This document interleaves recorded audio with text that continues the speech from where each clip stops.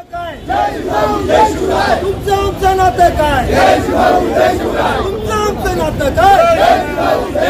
तुमचं आमचं नातं काय?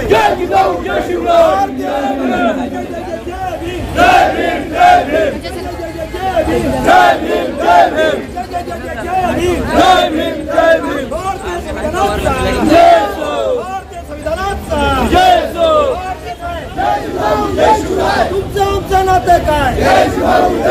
तुमचं आमचं नातं काय? तुमचं आमचं नातं काय? काय 100% सत्य आहे.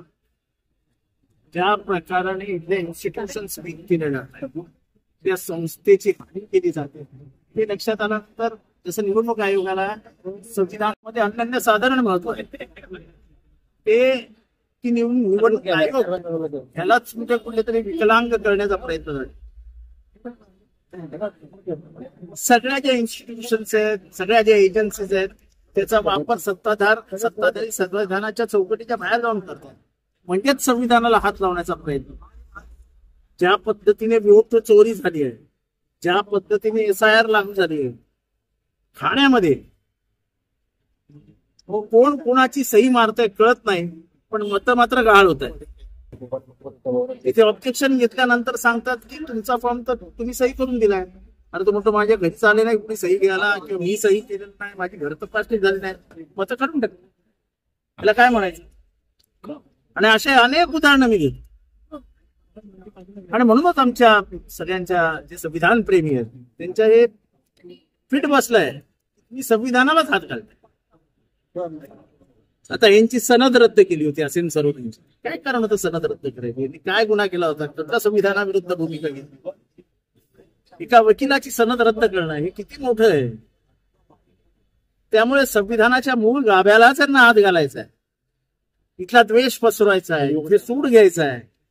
आणि ह्यांना शेवटी इथली जी व्यवस्था आहे ती धर्म आधारित आहे. इथला जो सर्व धर्मनिरपेक्ष भारत आहे तो बाजूला काढून ह्यांना ह्यांच्या मताचा भारत निर्माण असं आहे की त्यांना काय म्हणायचं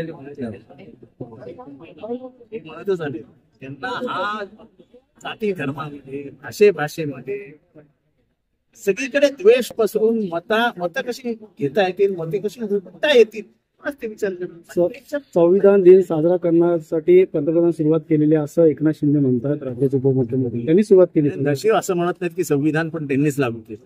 कारण का भारताला स्वातंत्र्य 2014 साली झालं. 1947 साली गांधी नेहरूंनी दिलेलं स्वातंत्र्य नव्हतंच.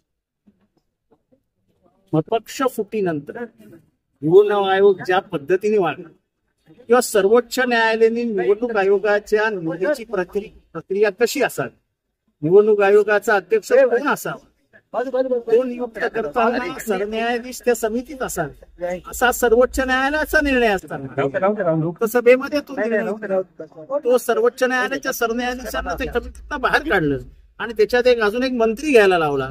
म्हणजे सत्ताधारी पक्षाची वर्चस्वा राहील त्या समितीत आणि त्यातनं येणारा आयुक्त हा आपला ऐकणारा असेल असा त्यांचा प्रयत्न होता. त्याच्यातनं राजीव यांची नियुक्ती झाली आणि महाराष्ट्रातल्या पक्षफुटीनंतर राजीव यांची भूमिका संशयास्पदच होती.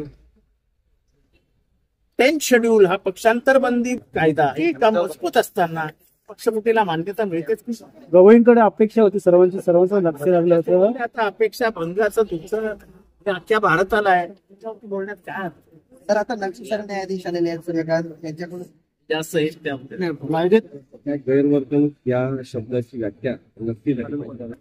वाटेल तेव्हा वाटेल त्याप्रमाणे त्या शब्दाचा अर्थ लावायचा आणि सनद केली असती तर माझी सनद जरूर रद्द केली पाहिजे, काही हरकत नाही. परंतु राज्यपालाला मी माहिती म्हटलं असेल तो राज्यपाल तेव्हा कार्यरत होता आणि त्यांनी ऍक्च्युअली पातळी केलेली असेल तर छत्रपती शिवाजी महाराजांबद्दल वाईट ते बोललेलं आहे. आत्महत्या आणि सावित्रीबाई बद्दल वाईट विधानं त्यांनी केली. आपण त्यांना काहीच म्हणायचं नाही, कारण संविधानिक पदावर आहे. संविधानिक पदावर बसलेल्या व्यक्तीने संविधानिक पदाचा जर मान सन्मान ठेवला नाही तर त्यांच्या कामाचं विश्लेषण करण्याचा हक्क प्रत्येक भारतीय नागरिकाला आहे. आणि मी वकील म्हणून जिथे जात नाही आणि माझं मत व्यक्त करतो, मी 24 तास 48 तास काही वकील नाही आहे. मी जर ती पॅन घालून कोणत्या ठिकाणी उपस्थित राहतो तर मी वकील घ्यायच्या व्यतिरिक्त काहीतरी माझं मत आहे नागरिक म्हणून ते मांडण्याचा मला हक्क आहे. त्यामुळे माझ्यावर झालेली कारवाई चुकीची आहे, असंविधानिक आहे. तर पक्षफुटीनंतर आपण एक अग्रेसर भूमिका वकील घेतली होती आणि हे जे खटले आहेत त्यामध्ये आपण सहभागी झाला होता, याच कारण आहे का हे या जे काही अनेक कारणं असतील, त्याबद्दल मी काही सांगू शकत नाही, त्याचा शोध घ्यावा लागेल. परंतु त्या पद्धतीवर महाराष्ट्र किंवा बार काउन्सिलच्या काही सदस्यांनी निर्णय घेतला तो अनेक सदस्यांनाच आवडला नाही. म्हणजे 25 पैकी 18 ते 20 सदस्यांचे मला फोन आले की काही जणांनी तुझ्या निर्णय आम्हाला पसंत आला नाही, वाईट झालेला आहे, आता परत सुधारण्याची संधी असेल तर आपण घेऊ. महाराष्ट्राला माहिती आहे. माल आहे तो कमाल आहे. रुपया महाराष्ट्राला वरती करून सर